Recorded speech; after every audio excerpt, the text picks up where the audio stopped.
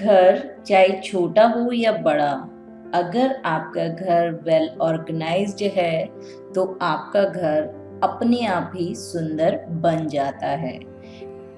घर की सुंदरता छिपी होती है आपकी अपने घर के प्रति डिवोशन स्किल्स में, कि आप अपने घर के प्रति कितने डिवोटिंग है।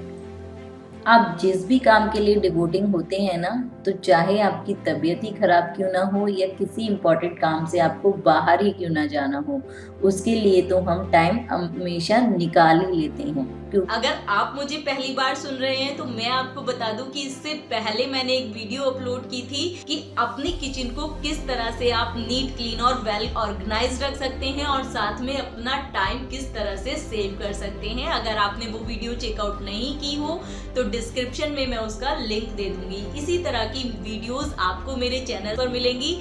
अगर आपको भी मेरी वीडियोस अच्छी लगती हैं तो चैनल को सब्सक्राइब करके बगल में एक घंटी को प्रेस कर दीजिएगा, जिससे मेरी सभी वीडियोस के नोटिफिकेशन आप तक सबसे पहले पहुंच जाएंगे। चलिए तो बिना किसी देरी के स्टार्ट करते हैं अपनी वीडियो को। मैं अपनी क्लीनिंग की स्टार्टिंग करती हूँ अपने ड्राइंग रूम से। मोस्ट ऑफ द टाइम मेरा ड्राइंग रूम बिल्कुल क्लीन होता है, बट आज थोड़ा सा डिस्टर्ब है क्योंकि यहाँ पर कल रात वान्या ने की कुछ क्राफ्टिंग का काम। तो जितनी भी चीज़ें उसने फैला करके रखी हुई हैं उन सभी चीज़ों को मैं उठा करके रखूँगी सबसे पहले डाइनिंग टेबल पे, क्योंकि डाइनिंग टेबल मेरे लिविंग रूम में ही है।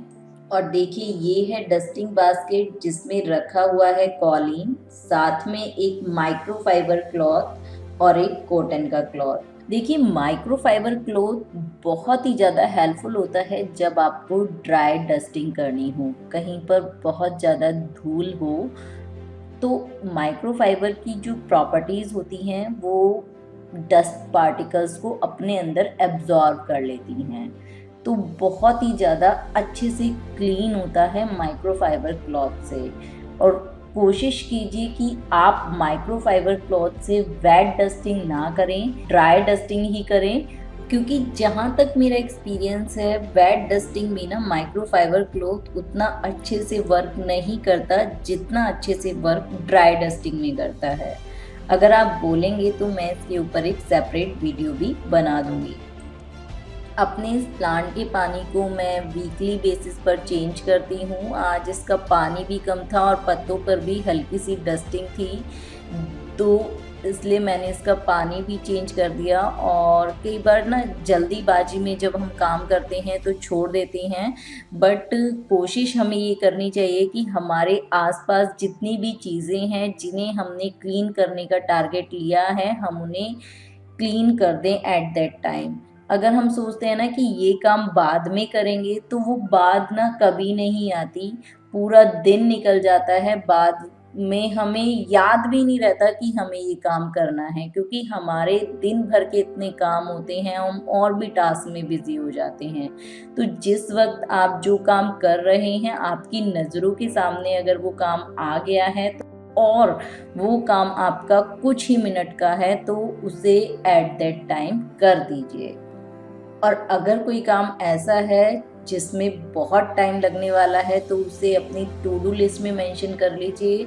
अगर आपने ऐसा नहीं किया तो वो काम आपका कभी नहीं होने वाला, आपको वो काम बस उसी वक्त याद आएगा जब आप उसके आसपास कुछ काम करेंगे, अदरवाइज भूल ही जाएंगे आप। और देखिए जैसा कि मैंने आपको बताया कि ये मेरा जो ड्राइंग रूम है बिल्कुल नीट क्लीन रहता है, बहुत कम यहाँ पे बच्चों का आना जाना होता है।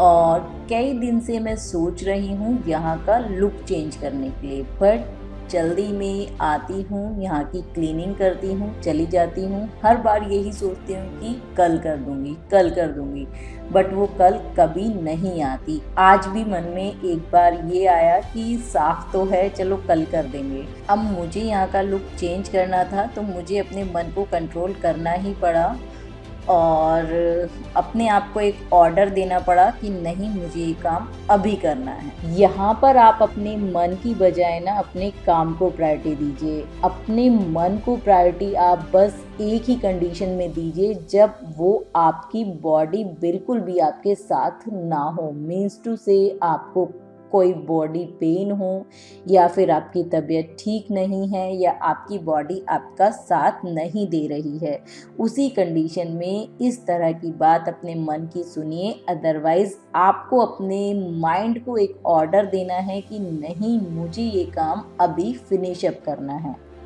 ये बात जितना बोलने में आसान है ना, उतना ही करने में बहुत मुश्किल होता है।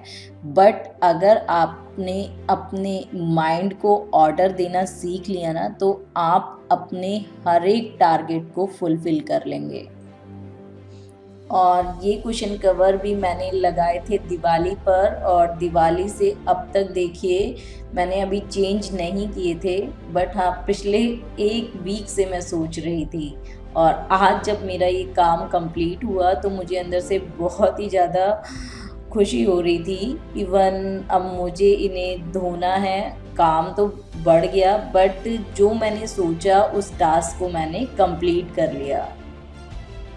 और यहाँ पर देखिए एक इम्पॉर्टेंट फैक्टर और मैटर करता है, दैट इज़ टाइम।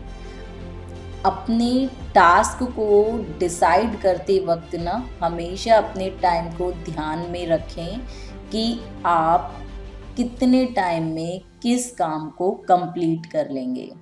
तभी उस काम को स्टार्ट करें, तभी उस काम को पकड़ें। अदरवाइज़ फिर होता क्या है, चीज़ें फैल जाती हैं, कंप्लीट हो नहीं पाती हैं, हमारे पास टाइम उतना होता नहीं है, तो डिस्टरबेंस क्रिएट होता है।